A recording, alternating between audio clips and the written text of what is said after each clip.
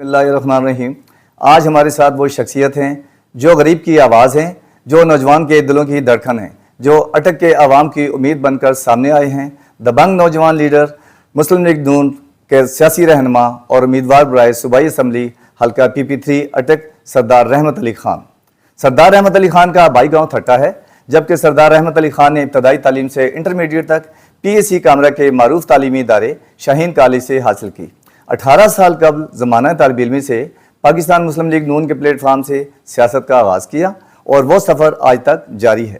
6 ماہ قبل سردار رحمت علی خان نے حلقہ PP3 اٹک سے انتخابی سیاست کا اعلان کیا، اور میدان سیاست میں بہت کم لوگ ہوتے ہیں جن کے حصے میں عوامی مقبولیت اتنے کم عرصہ میں حصے میں آتی ہے۔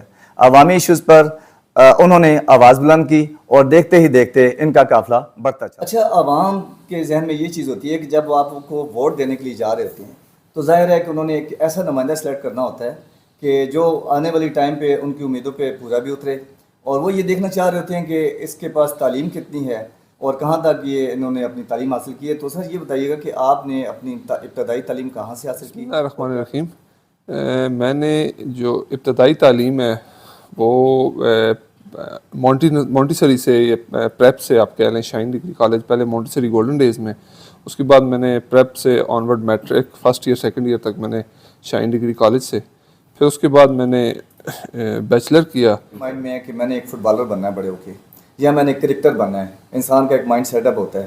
تو آپ کو سیاست میں آنے کا کیسے خیال آیا؟ کیا آپ کو شوق تھا یا موروثی سیاست تھی؟ موروثی سیاست تو نہیں، خیال ہے میں نے ایک سیاسی گھرانے میں آنکھ کھولی۔ شروع سے ہی ہم بچپن سے دیکھ رہے ہیں سیاست کو، ہمارے والد صاحب پولیٹکس میں تھے، اور صبح شام ہم نے یہ حالات دیکھے، تو اس وجہ سے وہ شوق پیدا ہو گیا مجھ میں، اور اسی وجہ سے زمانہ طالب علمی سے ہی میں سیاست سے لگاؤ لگا میرا، اس میں انٹر ہو گیا۔ میں PMLN سے میرا وہ ایک چکاؤ تھا، اور پھر یہ مشرف دور کی بات ہے، اس ٹائم تو PMLN سے میں نے پولیٹکس سٹارٹ کی، اسٹل ابھی تک اسی میں ہوں۔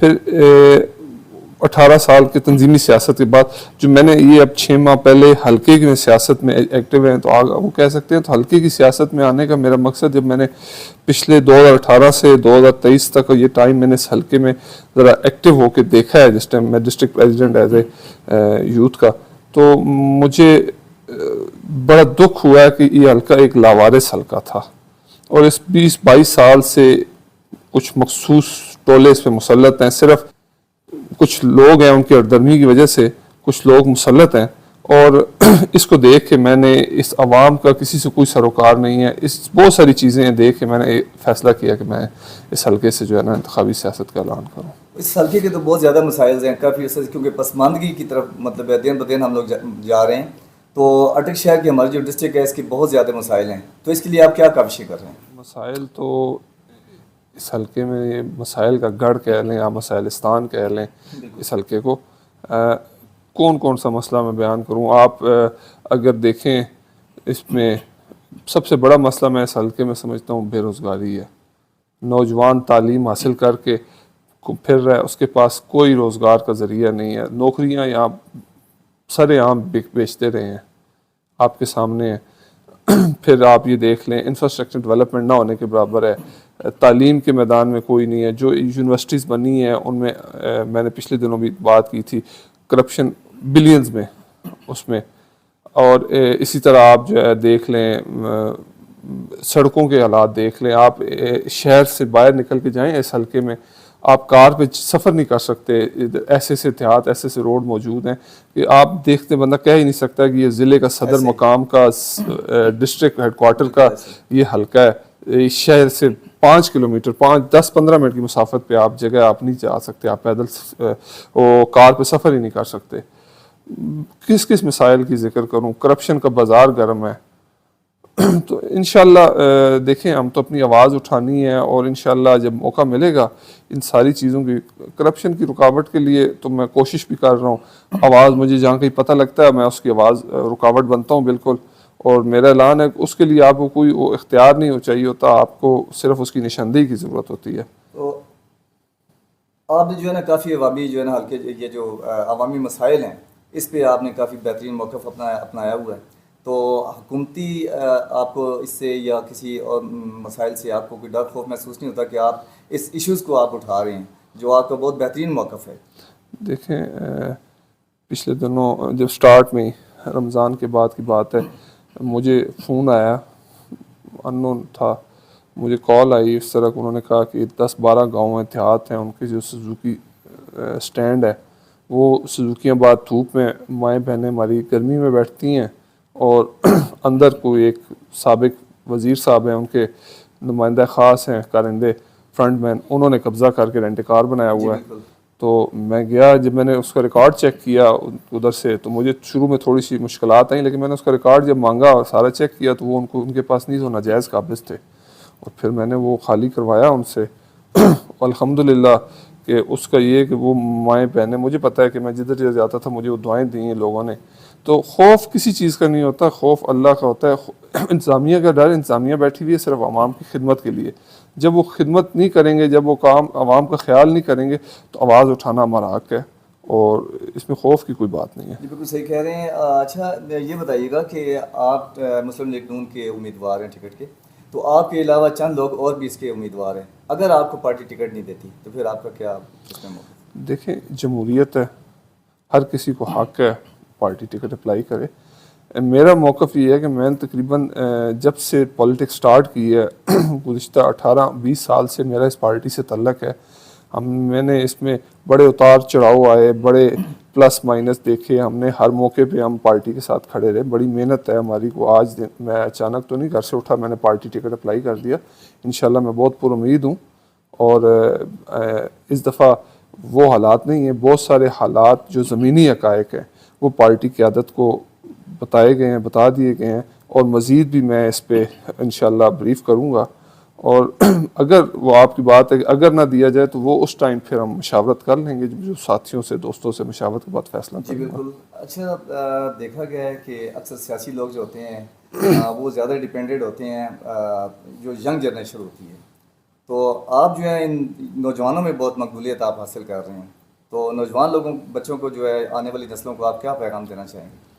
دیکھیں میں ڈیلی بیسس پہ آج کل نوجوانوں سے ملاقات بھی کر ان کے رہا مسائل بھی حل ہوں، کر ہر رہے ہیں، وارڈ جی وائز یا محلہ وائز میں کچھ نوجوان اکٹھے کر رہا ہوں انشاءاللہ۔ نوجوان میں کہتا ہوں کہ 67 to 70% جو ہے نا نوجوان ووٹرز ہیں، نوجوان آبادی ہے، تو ہمیشہ ان کو نظر انداز کیا گیا ہے۔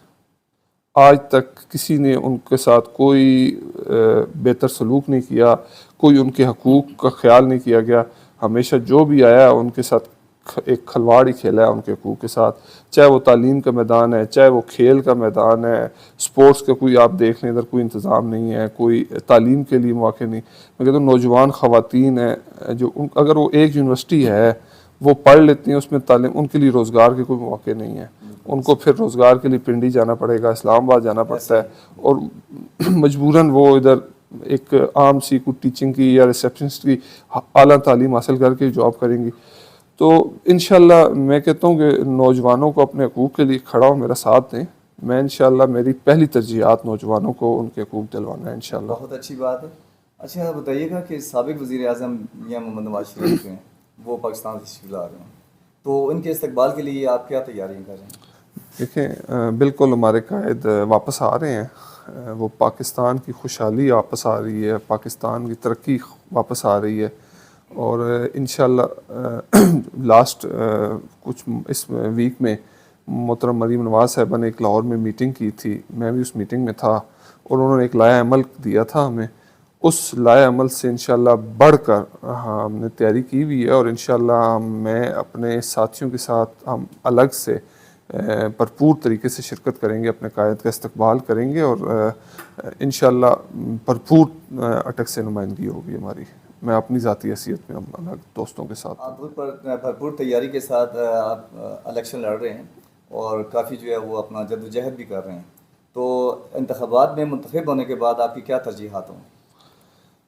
دیکھیں انشاءاللہ کامیابی کے بعد سب سے پہلی ایک جو ترجیح ہے وہ بے روزگاری کے خاتمے کے لیے مجھے کوشش کرنی ہے، چاہے وہ نوکریوں سرکاری کم ہے تو ہمیں بہت بڑا ایک ہمارے پاس موقع ہے. آپ کوئی سیمنٹ فیکٹری لائم سٹون کا اتنا اچھا پہاڑ موجود ہیں, ذخائر ہیں, آپ اس میں بڑی انڈسٹری لے لیں یا کوئی اور انڈسٹری لگائیں تاکہ روزگار کے موقع آئیں. پھر آپ یہ دیکھ لیں سب سے اہم ایک بیماری ہے کرپشن نا. میں کہتا ہوں کہ دیمک جس طرح لکڑی کو کھاتی ہے نا, کرپشن معاشرے کو اس طرح ختم کرتی ہے. چارٹ تو کرپشن 0% میرا ایک کوشش ہوگی. آپ کسی ادارے میں چلے جائیں, کرپشن کے ریکارڈ نئے ریکارڈ ہیں اٹک میں, جو آپ نے ایسے ایسے طریقے ہیں جو آپ نے کہیں دیکھے ہی نہیں ہوں گے. وہ طریقے ادھر امپلیمنٹ ہوئے ہیں. پچھلے بڑی عید پہ منڈی لگی تھی, مجھے بتایا کہ میں نے جا کے روکی اس پہ. منڈی مویشیاں 5% ٹیکس پورے پنجاب میں نہیں ہے. ادھر ایک نیا طریقہ لگایا گیا تھا, یہ پورے پنجاب میں اور یہ طریقہ کہیں ایجاد نہیں ہوا, صرف اٹک میں. آپ رجسٹری کروائیں 1% ٹیکس آپ کو فالتو دینا پڑے گا. کس کی بات کروں گا میں آپ کو. کرپشن انشاءاللہ میرے پہلی دوسری ترجیحات میں سب سے اہم ترجیحات جو ہے نا کرپشن کا خاتمہ ہے. اور پھر آپ بھی دیکھ لیں اس کا غازی پروٹھا پاور پروجیکٹ ہے اٹک میں, اس کی رائلٹی کے لیے آج تک کسی نے آواز اٹھائی ہے؟ آپ کو مائنز کا ادھر گڑھ ہے ریت کا یا کرش نکل رہی ہے, پتھر گڑھ چل رہا ہے, اس کا بینیفٹ اٹک کی عوام کو ہونا چاہیے, ضلع کو ہونا چاہیے, لیکن نہیں ہے. بہت ساری چیزیں ہیں, مسائل. انشاءاللہ کچھ بہتر اس پہ ہوگا, حکمت عملی ہوگی اور اس کو بہتر. ہم بھی اس میں تقریباً اٹک کی 25 سے 30 سال کی سیاست کو ہم دیکھ رہے ہیں. سیاسی لوگ آئے, انہوں نے وعدے کیے اور ان پہ پھر امپلیمنٹ نہیں ہوا یا ان پہ کام نہیں ہوا. تو آپ اس پہ عمل کریں گے جو ابھی آپ باتیں کر رہے ہیں انشاءاللہ؟ دیکھیں انشاءاللہ میں اس بات پہ اپنے آپ سے میں نے وعدہ کیا ہوا ہے کہ لوگ 40 سال سے سیاست میں ہیں, ان کو ووٹ مانگنے کے لیے عوام کے پاس کیوں جانا پڑتا ہے؟ اگر وہ جو وعدہ کریں وہ پورا کریں, اگلی بار انہیں ووٹ کے لیے عوام کے پاس نہیں جانا. میں نے اپنے آپ سے ایک وعدہ کیا ہے کہ میں انشاءاللہ 5 سال بعد ووٹ کے لیے عوام کے دروازے پہ نہ جاؤں. میری جو کارکردگی ہو, چاہے جیتے یا ہارے, آپ کی کارکردگی عوام کے سامنے ہو, آپ کو ووٹ کے لیے نہ جانا پڑے. بہت اچھی بات ہے. تو انشاءاللہ سیاست کے علاوہ بھی آپ کو کوئی شعر و ادب سے یا کسی اور چیز سے, کوئی کھیل سے لگاؤ؟ اگر شعر و ادب سے اگر کوئی آپ کو لگاؤ ہے تو کوئی شعر سنا دیجیے. ایک شعر, وہ مرد نہیں جو ڈر جائے حالات کے خونی منظر سے, جن حالات میں جینا مشکل ہو ان حالات میں جینا لازم ہے. کیا بات ہے جی. اور آخر میں ناظرین کے لیے کوئی پیغام؟ میرا پیغام آپ سب کے لیے یہ ہے, میں اپنے حلقے کی عوام سے اپیل کرتا ہوں, میں بزرگوں, ماؤں, بہنوں, نوجوانوں, تاجروں اور وکلاء سے گزارش کرتا ہوں کہ میں آپ کے حقوق کے لیے میدان سیاست میں نکلا ہوں. میری طاقت آپ ہیں, میری قوت آپ ہیں, آپ میرا ساتھ دیں. میرا فعل میرے قول سے زیادہ بھاری ہوگا. انشاءاللہ ہم سب مل کر اپنے حقوق حاصل کریں گے اور آپ کو مایوسی نہیں ہوگی, اور انشاءاللہ آپ کی توقعات پر پورا. گفتگو تھے سردار رحمت علی خان, آپ نے ان کی گفتگو سنی. آنے والے الیکشن بہت جلد متوقع ہیں, فیصلہ آپ نے کرنا.